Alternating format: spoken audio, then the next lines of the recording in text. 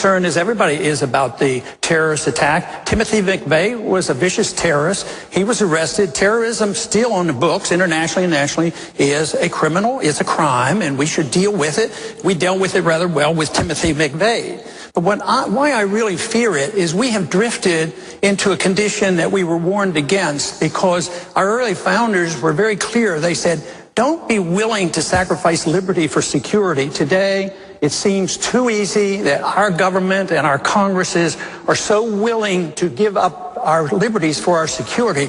I have a personal belief that you never have to give up liberty for security. You can still provide security without sacrificing our Bill of Rights.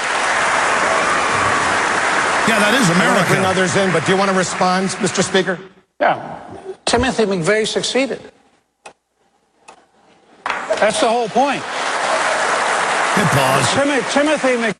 You got a better chance of dying, as I've broken down a million times, from honeybee stings than terrorism. I mean, it's just the way they sap it, the way they push the fear. And this is one of Ron Paul's only points I disagree with. Ron Paul's not stupid. He knows there's the newscast of the bombs being removed at Oklahoma City. He knows about the Southern Poverty Law Center running the Elohim City compound. That's all out there.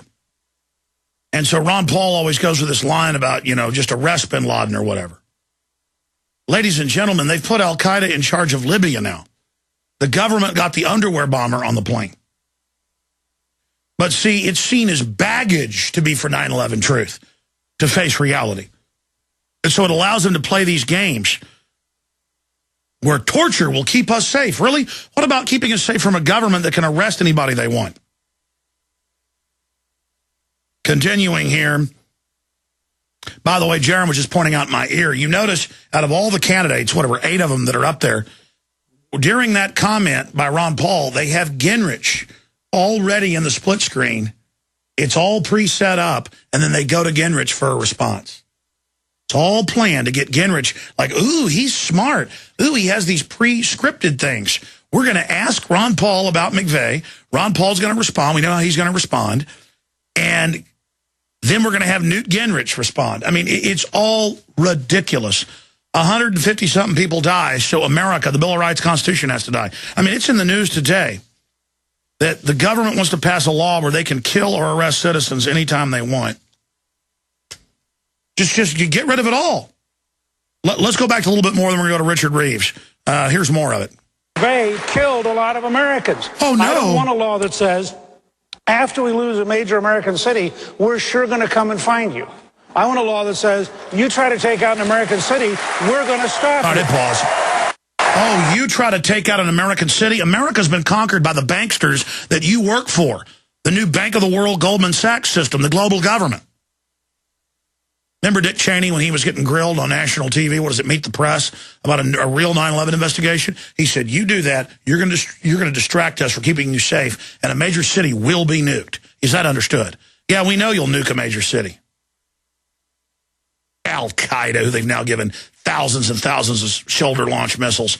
And they know the public's so dumb, they'll blow up some planes and say Al-Qaeda did it and take our rights, and no one will say, why'd you give them missiles? We'll probably be in Libya, and I say we, that is we being drugged by our hair by the globalist, in Libya in 2 years to, quote, take out Al-Qaeda. In fact, they're already in the news saying they got to go into other countries in Africa to kick out Al-Qaeda, which they put in power. Newt Gingrich, Mr. Carbon Taxes.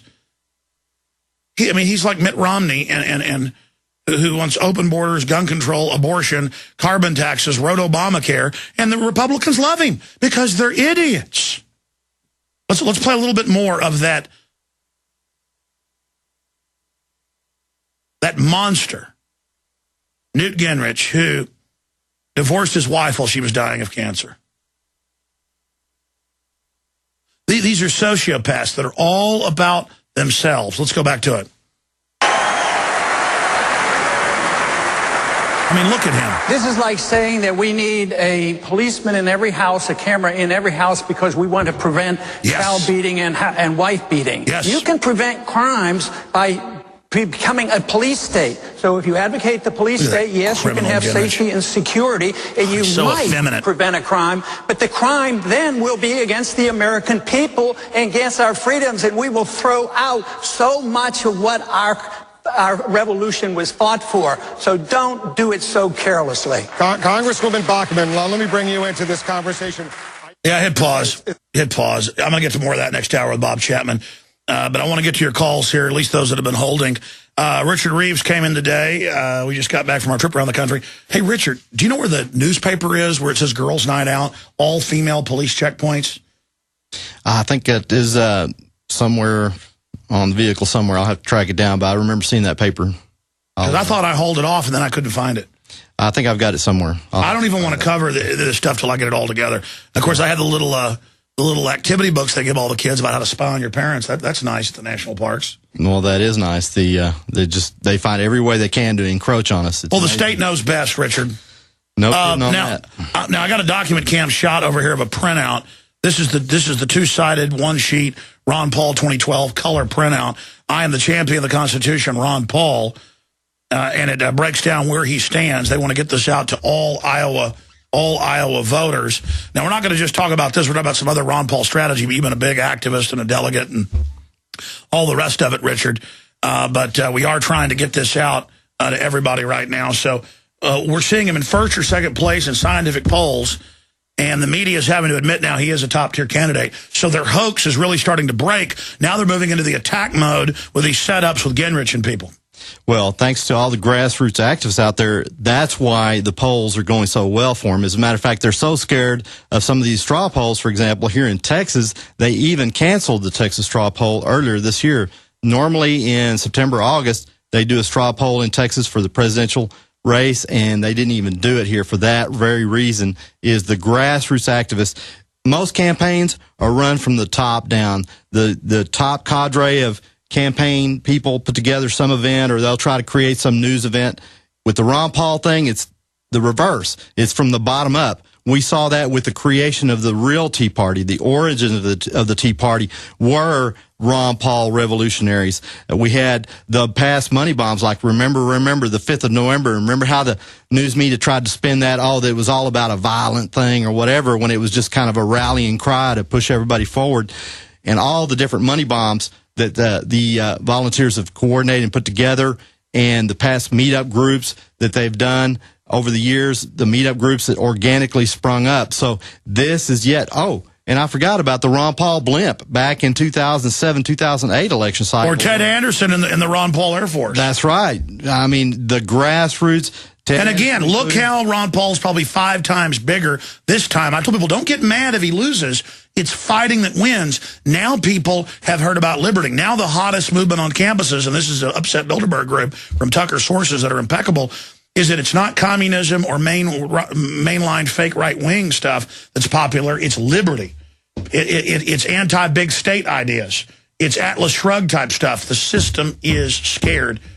Well, they should be scared because, like I said, all these other campaigns that you look at, you don't see any grassroots real fervor to them or whatever. And the Ron Paul campaign is the only one that I've been able to discern and identify that does have that grassroots fervor where people get together, they get their websites together, they get their coalitions together, and they themselves take action. And that's what really is differentiating the other campaigns especially. And now we are just this close. And the straw polls and all these different polls that they're showing, we are just this close from really being able to go in and win primary elections. In the past, I said, hey, we can have an effect in primary elections, but this time, Iowa, New Hampshire are key places. Iowa coming up is January 3rd for Iowa. New Hampshire is January 10th. And folks, I cannot tell you how key these are.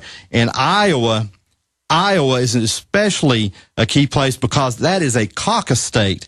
And what that means is people literally physically show up to have their bodies and their hands counted. as to how they're going to vote in presidential primary. That's how they vote. It's kind of like a convention type process. And so these things, I know this is just the day after Turkey Day, and people are probably still hung over from the UT A&M game. And I know I heard you on the show talking earlier how they had a photo finish and everything on that game. And I didn't even know until I heard you talking about the game. So that's how unplugged I am from football. But folks, the time to start thinking about... Well, I mean, it'd be fine to be plugged into football if we had our Constitution. But, I mean, literally, now MF Global's $3 billion missing. Really? And they're just saying you're not getting your money. And MF Global was such a small outfit that prior to you and Gerald Salente talking about it, I'd never even heard of it. Imagine if we see Vanguards and Fidelities and outfits that are almost household words going down the tubes like that. That's what the derivatives are going to do. And at each stage, we're going to give the bankers everything. Okay, here's $10 trillion more. Just save my pension fund. But if you look at it in the aggregate, they're going to steal it all slowly. First, they cut, half the salami, and you keep half. When they say, give us half again, give us half again, pretty soon you're down to one slice, and you're going, okay, bankers save me. And they're like, okay, you get half a slice, then quarter slice, and then, a tenth of a slice, and then a tenth of a slice, until it's the size of an atom. And you're like, thank you, bankers, for my one atom of salami. Right. I mean, it's incredible. I mean, I've got a stack of news, mainstream, saying the world is now ruled by Goldman Sachs. They control the countries. There's no more freedom in Europe. And they're raising taxes on everyone. And that's the way it is. And you just pointed out that in Europe, that's where to look at to see where they're trying to make us go. Because in Europe, they are really cracking down on the austerity and putting people everywhere. Oh, it's all coming here, folks. I mean, it's amazing. But getting back to Ron Paul, tell us about this mailer, because this is, my cousin is here in town, and he's in Illinois working, and he told me he said he is doing the phone bank stuff where they give him the numbers and he calls people and basically asks them questions about the election to get them talking, and then brings up Ron Paul and his real issues, which is very effective in Iowa and other key states. He's talking about physically going to Iowa. Well, and that's what happened last election cycle, is a lot of folks did go to Iowa, and I predict that this year even more folks will go to Iowa. We had people from Texas going up to Iowa. We had people from Texas going up to New Hampshire and working as volunteers up there. So that's the type of grassroots thing that's going on with the Ron Paul campaign last election and this election that other campaigns really don't have, unless they pay big dollars to all these people to go, which Ron Paul campaign obviously is not going to have. But what a lot of Ron Paul activists have done, similar to a Ted Anderson effort, Ron Paul blimp type effort, is they've put together a great brochure to try to break through the media Berlin Wall. And their plan is to get those mailed to every Republican, what they call a super voter, regular primary voters in Iowa and New Hampshire. They want to mail those out to those targeted past primary voters, and also independent primary voters. So those are key voters that are going to get these mailers, and they're just at the rock bottom, just cost price. If you go to that ronpaulproducts.com, Ron Paul Products. Is this an official Ron Paul thing? Right. It's sanctioned by all it's an affiliated of like the dailypaul.com, ronpaulforums.com. All of these groups that are Ron Paul affiliated websites are together on this effort. And that's how you can find, as a matter of fact, the way you can do it is you can drill down to where you can go to a specific county in Iowa, and you can fund that effort of getting those brochures mailed to those particular counties. And so the plan is, if they can succeed in Iowa in getting about 500,000 brochures mailed to all the super primary voters in Iowa, then the next phase would be going to New Hampshire and South Carolina and et cetera. But the deadline really is to get these things out on time, because the January 3rd caucus date for Iowa is right around the corner. The deadline is only about a week away for them to be in time to get these things out. So ronpaulproducts.com, and you'll see right there, it says mail the brochure. You click on that link and it'll walk you through going to select a county there in Iowa, and you can do a variety of other things to help there too. But yeah, all these affiliated our Bill of Rights. Yeah, that is America. I want to bring others in, but do you want to respond, Mr. Speaker? Yeah. Timothy McVeigh succeeded. That's the whole point. Good pause. Timothy McVeigh. You got a better chance of dying, as I've broken down a million times, from honeybee stings than terrorism. I mean, ladies and gentlemen, they've put al-Qaeda in charge of Libya now. The government got the underwear bomber on the plane. But see, it's seen as baggage to be for 9/11 truth, to face reality. And so it allows them to play these games where torture will keep us safe. Really? What about keeping us safe from a gun? It's just the way they sap it, the way they push the fear. And this is one of Ron Paul's only points that I disagree with.